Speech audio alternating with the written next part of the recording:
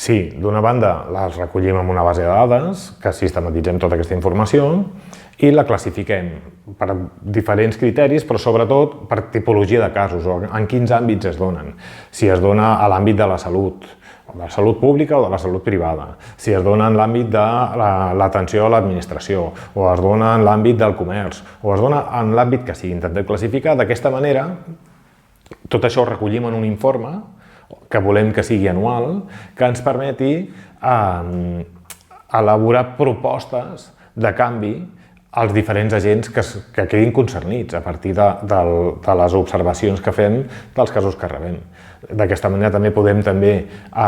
condicionar la nostra agenda d'accions d'incidència política, de recomanacions d'assessorament des dels nostres projectes de sensibilització,